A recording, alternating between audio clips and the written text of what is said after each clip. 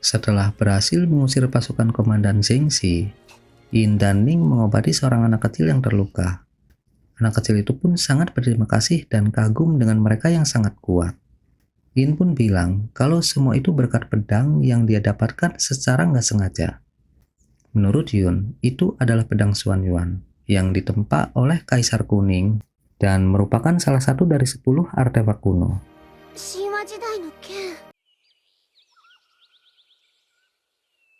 Paginya, mereka pun melanjutkan perjalanan. Yun yang melihat bawaan Yin sangat banyak memberitahu kemampuan lain dari gulungan kuno yang bernama Tiansu, yang juga bisa digunakan sebagai tempat penyimpanan. Hal itu membuat mereka terkejut. Yun juga memberi Ning sepasang tangan yang dibuat dengan teknik Mujia. Hal itu membuat Ning sangat bahagia.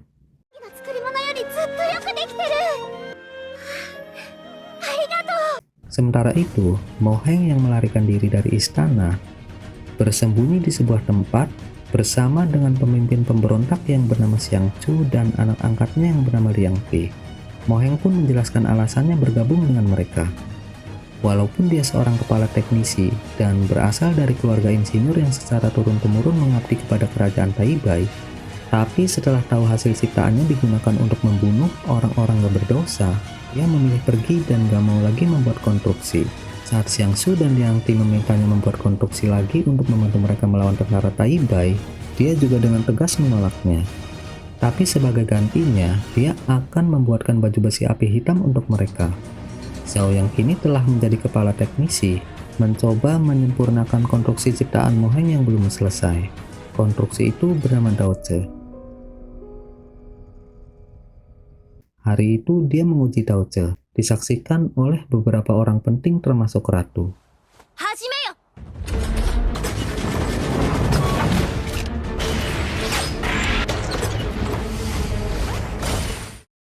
Dan hasilnya membuat semua orang yang menonton terkejut. Mereka yang awalnya meragukan Zhao pun akhirnya percaya dengan kemampuannya. Saat itu ada seorang prajurit yang melapor tentang kekalahan Komandan Zhengxi yang diserang oleh sekelompok pemberontak. Mendengar kabar itu, Komandan Mingji pun memerintahkan anak buahnya untuk segera mengirimkan bantuan. Setelah sukses dengan Daozi, dengan ingatannya yang sangat kuat, Zhao mencoba menggambar kembali desain Xingtian yang pernah Mo Heng tunjukkan kepadanya. Hal itu membuat Ratu sangat terkesan. Walaupun ada bagian yang belum Zhao mengerti, tapi Ratu yakin dengan kemampuan Zhao. Sementara Yin dan Ning yang sedang bersiap-siap tidur, kaget melihat tentara Taibai yang lewat malam-malam.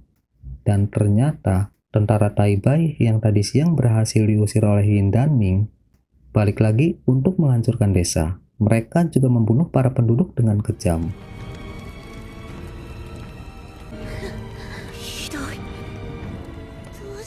Tentara Taibai yang melihat Yin dan Ning langsung mengepung mereka. Melihat situasi bahaya, Yin langsung memanggil Yun dan juga pedang Xuan Yuan.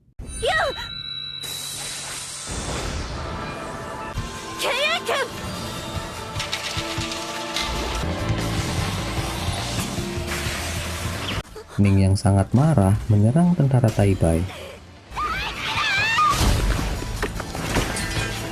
Dan hasilnya benar-benar membuatnya kaget. Ternyata tangan barunya sangat kuat, bahkan dilengkapi dengan senjata.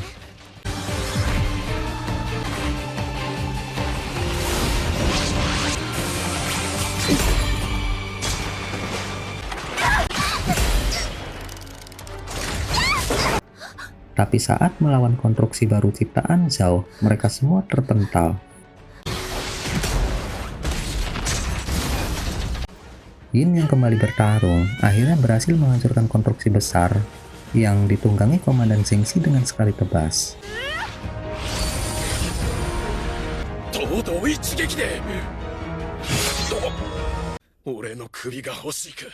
Tapi dia nggak mau membunuh komandan.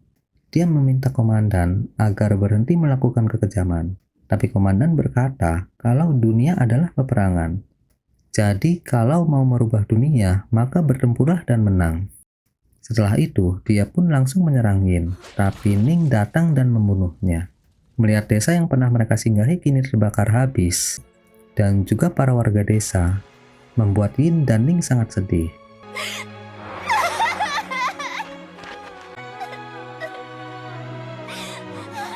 Berita tentang dua orang wanita yang telah menghancurkan pasukan bagian barat dan membunuh Komandan Zhengxi pun sampai ke istana melalui seorang prajurit yang berhasil selamat. Komandan Mengji yang mendengar kabar itu pun langsung memerintahkan anak buahnya melakukan penyelidikan. Menteri Zhang juga menyampaikan berita itu kepada Ratu. Hal itu membuat Ratu nggak percaya. Padahal konstruksi baru bikinan Zhao yang begitu kuat udah dikirim untuk membantu pasukan Komandan Zhengxi. Menteri Zhang juga mulai meragukan kemampuan Zhao, juga keputusan Ratu. Menurutnya, Ratu menaruh kepercayaan terlalu berlebihan kepada mantan budak. Hal itu membuat Ratu marah, karena dia sangat yakin dengan kemampuan Zhao.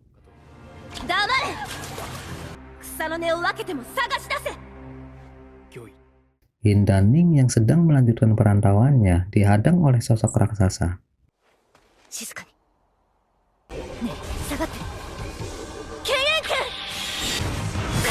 Tapi Yin membunuh raksasa itu dengan sekali tebas. Rupanya, raksasa itu milik dua orang pemuda bernama Yuan dan Chanlang. Mereka yang mendengar kabar tentang dua orang gadis yang menghancurkan pasukan Tai Bai dan menduga kalau gadis itu adalah Yin dan Ning, mengirimkan raksasa untuk mengetes mereka. Dan apa yang terjadi membuat mereka benar-benar kagum. Apalagi Yin dan Ning ternyata masih remaja. Mereka pun memperkenalkan diri dan bercerita kalau desa mereka telah dibakar oleh pasukan Tai Bai. Keluarga mereka juga dibunuh dengan kejam. Mereka juga mengatakan tujuan mereka, yang sedang mengumpulkan orang-orang yang sejalan untuk melakukan pemberontakan kepada kerajaan Tai Bai. Mereka pun mengajak Yin dan Ning bergabung dengan mereka.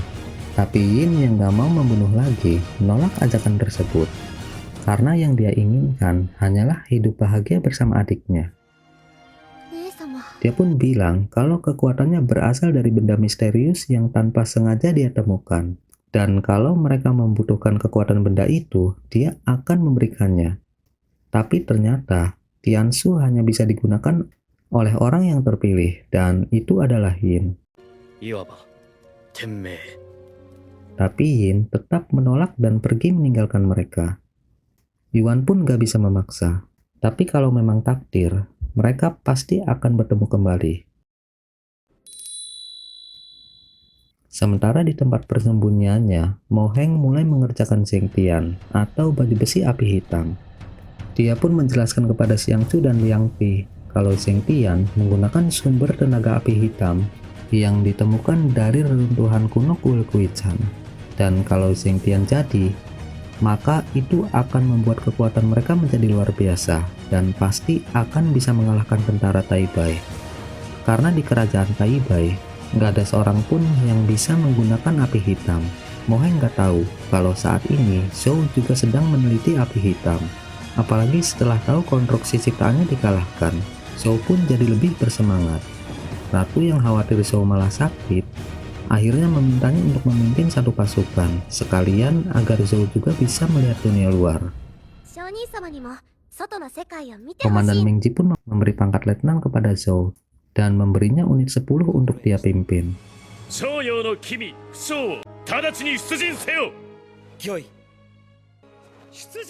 Hari itu, Zhou dan pasukannya berangkat ke pangkalan militer. Saat Zhou dan pasukannya sebentar lagi akan sampai ke pangkalan militer, tiba-tiba pasukan pemberontak menyergap.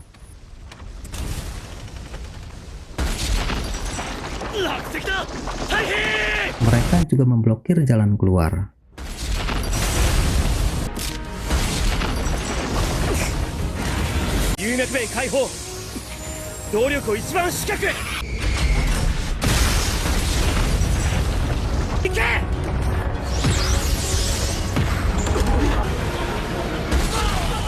Tapi Zhou berhasil mengalahkan para penyergap.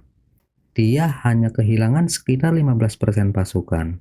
Karena keberhasilannya mengalahkan pasukan pemberontak, Zhou pun diberi penghargaan. Hal itu membuat Ratu bahagia. Tapi Komandan Mengji terlihat kurang senang.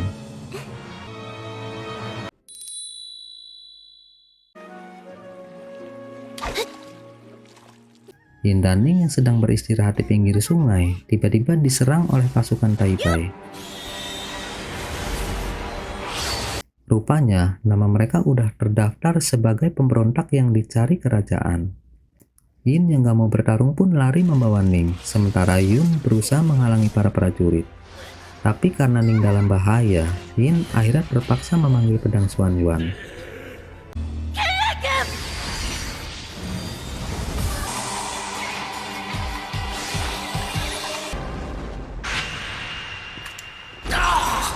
Dan membunuh mereka semua.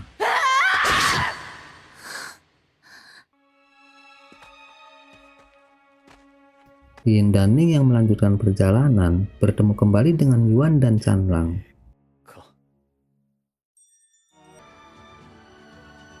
Oke guys, segitu aja dulu. Gua pamit, see you next time di video berikutnya.